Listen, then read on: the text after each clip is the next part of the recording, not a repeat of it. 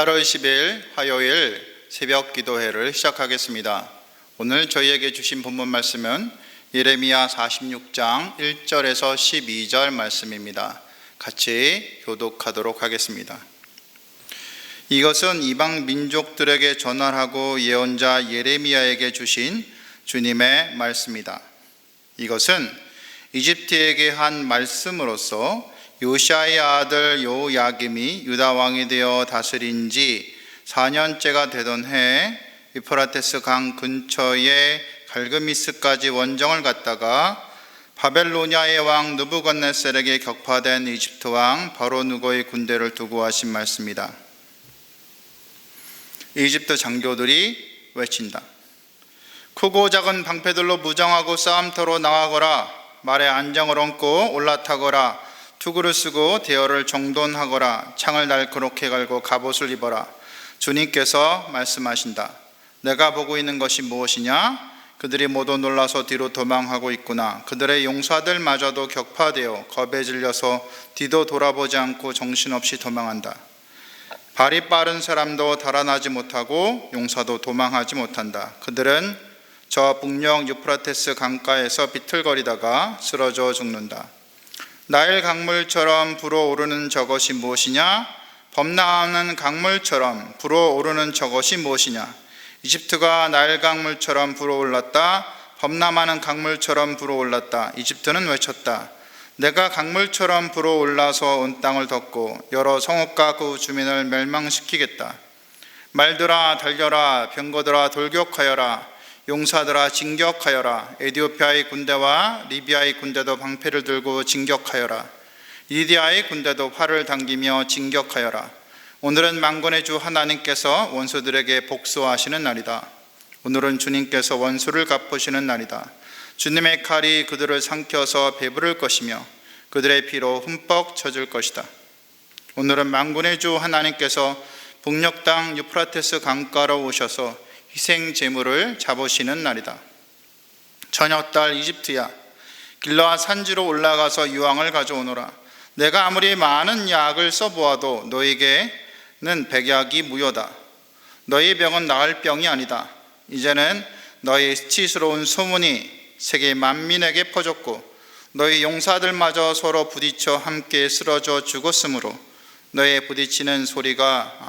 울부짖는 소리가 온 땅에 가득하다. 아멘.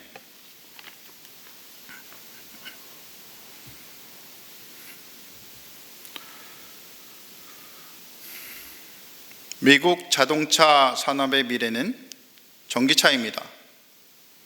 이는 되돌릴 수 없는 것입니다. 앞으로 세상을 바꿀 한 획을 그은 말이 될 것이라고 여겨지는 이 말은 지난 8월 5일 조 바이든 미국 대통령이 GM, 포드 등 미국의 3대 자동차 회사 등을 백악관에 불러놓고 한 말입니다. 바이든 대통령은 2030년까지 미국에서 새로 생산되는 차량의 절반을 전기 자동차로 만들 것을 요청하는 행정명령에 서명하였고 미국 자동차 회사들도 이날 공동 성명을 통해서 같은 사실을 공표하였습니다. 우리나라의 현대기아는 어떻게 했을까요? 아니나 다를까 현대기아도 살아남기 위해서 지지 의사를 밝혔습니다. 아마 우리 역시 향후 우리의 다음처럼 전기차를 고려해야 될 시기가 아주 가깝게 다가온 것을 알 수 있습니다. 이렇게 친환경적으로 변화되어지는 시대의 흐름이 주는 의미가 무엇입니까? 인류가 살아남으려면 환경을 보호해야 하며 이것이 성경적 원리라는 말입니다. 따라서 기후변화와 싸우는 활동은 하나님의 백성인 우리가 당연히 해야 할 일이라는 말입니다. 우리 주님께서 창세기 1장 28절에 바다의 물고기와 하늘에서와 땅에 움직이는 모든 생물을 다스리라 라고 명령하셨기 때문입니다. 그러니 우리 그리스도인들은 환경과 생태계에 대해서도 깊은 고민을 하고 자연 역시 잘 돌봐야 하는 것입니다. 그럼에도 현재 우리는 환경 파괴의 결과가 심각하게 나타나는 시대를 살고 있습니다. 지난 7월 28일 하루 그린란드에서 녹아내린 빙하의 양이 85억 통이라고 하는데요. 이 양은 우리나라 전역을 5cm 작은 거 아닙니다. 이 정도 됩니다. 5cm로 이렇게 충분히 덮고도 남을 마냥 그런 양의 물이 생겼다고 합니다. 지금 미국 서부는 치명적인 가뭄으로 캘리포니아주의 대형 호수들이 완전히 바닥을 드러냈고, 사람이 쓸 물도 부족하니까 농사나 잔디에 물 주는 것을 금했다고 합니다. 그래서 이를 어길 경우 100만 원에 해당하는 벌금을 내라고 했다고 하네요. 또한 지난 6월 말에는 어른의 나라 캐나다의 서부 기온이 50도를 넘어서며 수백의 사람들이 더위로 죽었고, 열로 인해 산불이 일어나서 수많은 숲과 가옥을 태운 일이 발생했습니다. 그런데 지금 이런 일이 또한 지금 남유럽 터키와 그리스에서 그대로 재현되고 있습니다. 1919년에는 호주에서 6개월 동안 산불이 나서 남한 땅덩이보다 넓은 지역이 불에 탔고 10억 마리의 동물들이 떼죽음을 당했습니다. 우리가 잘 아는 북극얼음이 녹아서 북극곰과 북극 생물들이 죽어가는 것, 또 기후변화로 인해서 식량 부족으로 수억의 사람들이 굶주리는 것은 이젠 더 이상 뉴스거리도 아닐 것입니다. 이렇게 인류의 탐욕과 편함을 추구하는 죄된 습성에 따라 자연을 마음대로 개발하고 파괴했을 때 자연이 우리에게 주는 역습을 보면 참으로 주님께서 창조하신 자연이 얼마나 정교하게 연결되어 있으며 얼마나 완벽한지 세상 깨닫게 됩니다. 그리고 자연은 우리에게 말합니다. 좀 더 절제해라. 좀 더 걷고 좀 덜 시원하게 살아라.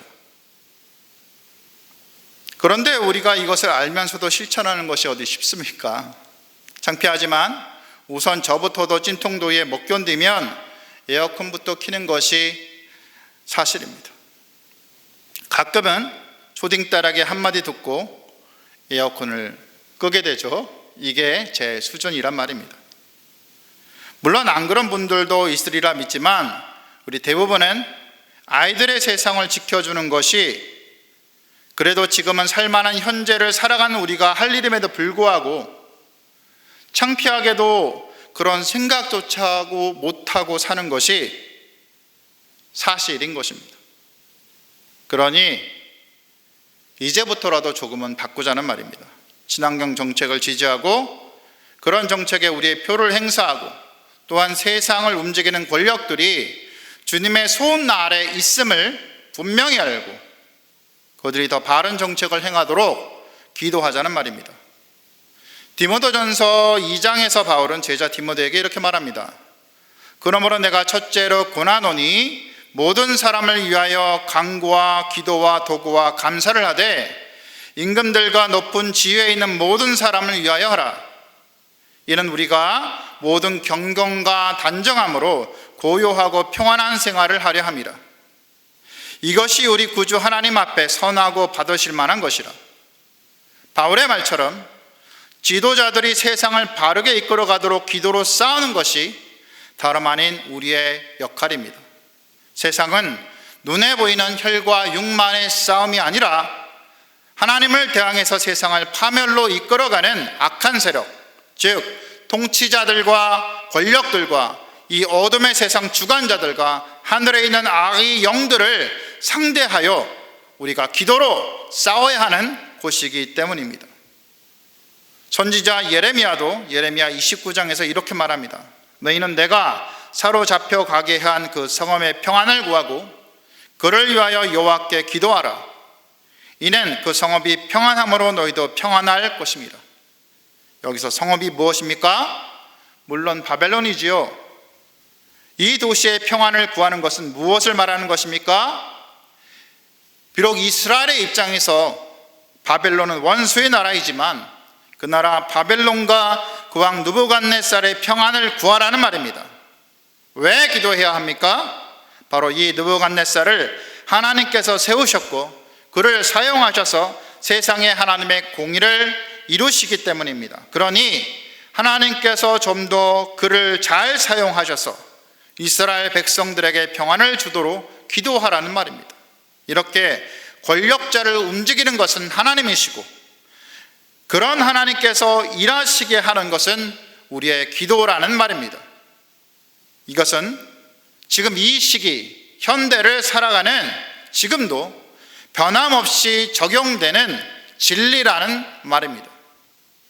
오늘 본문이 속한 예레미야 46장은 예레미야 46장에서 51장까지 하나님께서 열국을 심판하시는 내용의 시작 부분입니다. 그리고 이런 열국에 대한 심판은 하나님께서 예레미야를 선지자로 세우실 때 내가 오늘 너를 여러 나라와 여러 왕국 위에 세워 내가 그것들을 뽑고 파괴하며 파멸하고 넘어뜨리며 건설하고 심게 하였느니라 라고 말씀하신 내용을 증명하는 부분이기도 합니다. 즉 하나님께서 열국을 죽이기도 세우시기도 하신다는 것입니다. 그리고 예레미야 46장은 두 부분으로 나누어지는데 그 첫 부분인 오늘 본문 말씀 1절에서 12절까지는 기원전 605년 이집트와 바벨론이 대결한 갈그미스 전투를 다룹니다. 우리는 이 전투 때문에 군대를 몰고 올라오는 이집트 왕 바로 누구를 막으려고 우리가 잘 아는 요시야 왕이 나섰다가 목숨을 잃는 내용을 열왕기 23장에서 볼 수 있습니다. 이 갈그미스 전투에서 이집트는 대패하였고 제국의 힘을 잃게 됩니다. 그리고 바벨론이 주변 나라들을 제압한 신흥 강대국으로 떠오르게 되는 것이죠. 내일 본문인 46장의 두 번째 부분인 13절 이후는 바벨론의 이집트 침략을 다루는데 갈그미스 전쟁에서 승리한 바벨론은 놓치지 않고 이집트를 3번이나 침략하여 철저하게 그 발 아래 굴복시키는 것입니다. 오늘 보면 3, 4절을 보겠습니다.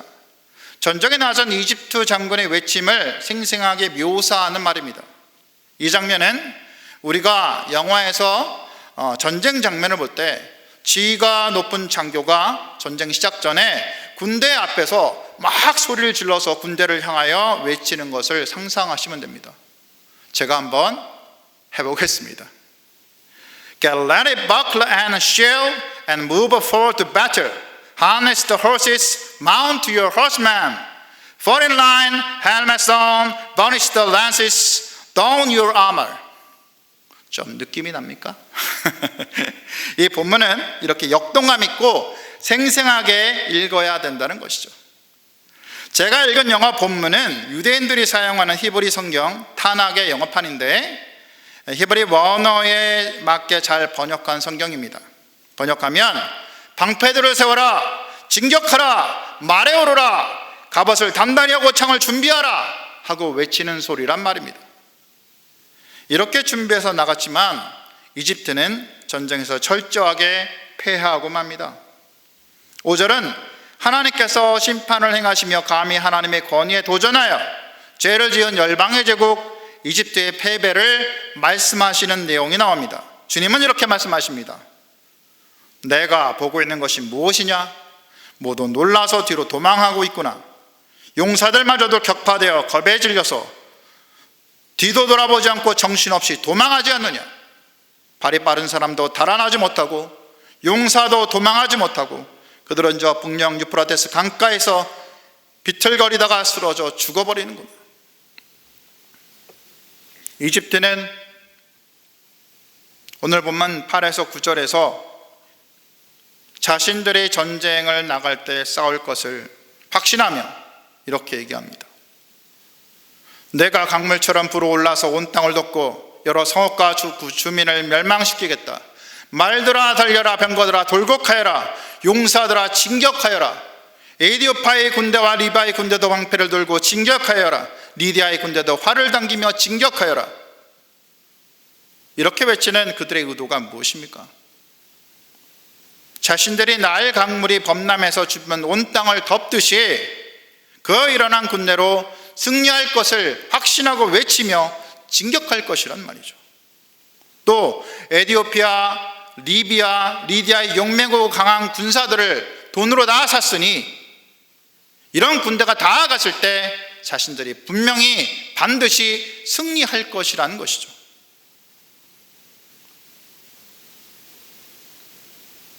이들의 마음을 아시는 하나님께서 실제로 이렇게 말씀하십니다. 니들이 나일강이 불어서 범람하지 온 땅을 승리로 덮는다고? 진짜 그렇게 믿느냐? 그리고 10절에 이어 말씀하십니다. 오늘은 만군의 주 하나님이 내가 원수들에게 복수하고 원수를 갚는 날이다.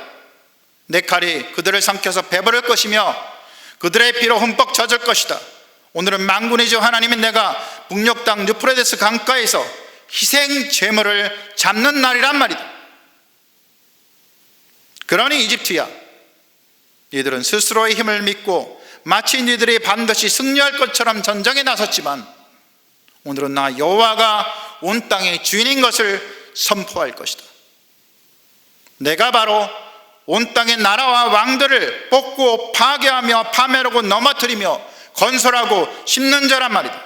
그러니 너 이집트야, 네가 모든 것의 왕인 것처럼 건방떠지 말란 말이다.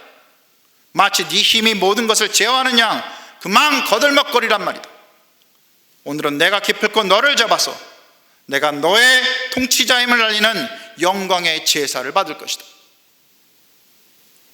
네가 아무리 내 나라를 회복하려고 해봐야 소용없을 것이고 너는 힘없이 무너질 것이며 너에 대한 소문은 세계 만방에 퍼질 것이고 너의 용사들은 모두 죽고 너의 울부짖는 소리가 온 땅에 퍼질 것이란 말이다. 이것이 모든 나라와 왕들의 진정한 왕인 나 여호와의 하나님의 말이다. 이런 주님의 말씀이 들리십니까? 성경은 말합니다. 온 세상의 진정한 통치자가 바로 우리 주 하나님이시라는 것입니다. 그리고 그분의 공의는 반드시 이루어질 것이라는 것입니다. 물론 조급한 마음 탓에 이 진리를 온전히 깨닫기 전에 우리는 제멋대로 흘러가는 것처럼 보이는 세상을 보고 한탄하고 있을지도 모릅니다. 아니 미처 하나님께서 세상을 다스리신다는 것을 조금도 생각하지도 못하고 생활하는 데 바빠서 정신없이 지냈을 수도 있습니다. 그럼에도 우리가 반드시 알아야 할 것은 이미 하나님의 나라가 이 땅에 이미 있다는 것과 주님의 통치가 이미 온 땅에 가득하다는 것입니다. 비록 겉으로는 보기에는 아무것도 느낄 수 없다 하더라도 이미 우리의 삶 속에 들어와 계시는 하나님께서 자기 백성들을 통해서 세상을 이미 다스리고 계시다라는 것입니다. 또한 아무리 주님을 거부하고 모른 척하고 사는 사람이라 할지라도 마치 우리 주님이 바벨론의 느부갓네살 왕을 심판 막대기로 쓰셨던 것처럼 자신도 모르게 하나님께 붙들려서 쓰임받을 수 있다는 것입니다. 바로 주님께서 세상의 진정한 통치자이시고 비록 멀리 둘러서 가는 것처럼 우리 눈에 보일진다 하더라도 결국 그분 하나님께서 원하시는 방향으로 세상이 움직여 갈 것이란 것입니다. 그러니 제가 여러분께 제안하는 것은 우리의 시간을 들여 직접 주님이 기뻐하시는 세상을 위해 같이 움직이자는 말입니다. 서두에 말씀드린 것처럼 자연환경을 보호하고 가난한 이들을 위한 일을 행하며 복음을 위한 노력을 하고 시간을 들여 기도하며 주님께서 이루시는 세상을 같이 만들어 가자는 것입니다. 특히 우리의 기도는 능력이 있습니다.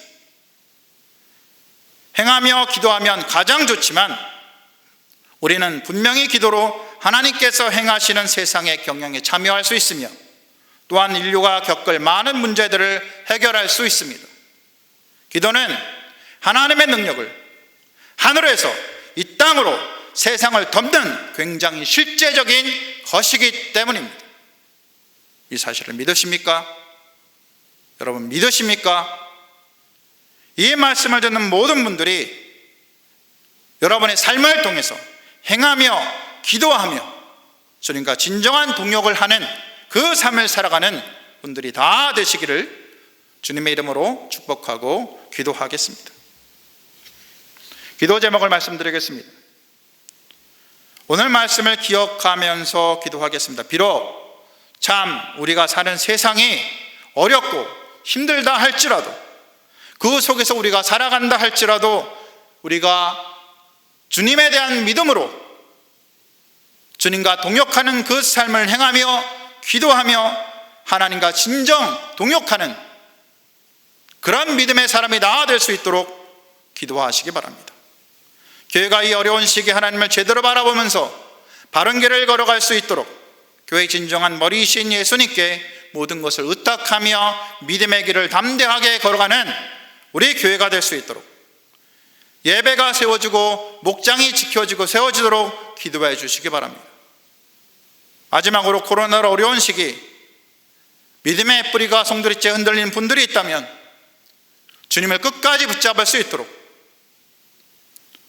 나라와 열방에서 코로나와 경제 등으로 어려움에 처한 분들이 살아날 수 있도록, 작은 교회와 선교사님들이 특히 아프가니스탄 민족이 주님 앞에 살아날 수 있도록 하나님이 붙잡아 주시도록 기도하신 후에 각자 개인 기도하시면 되겠습니다.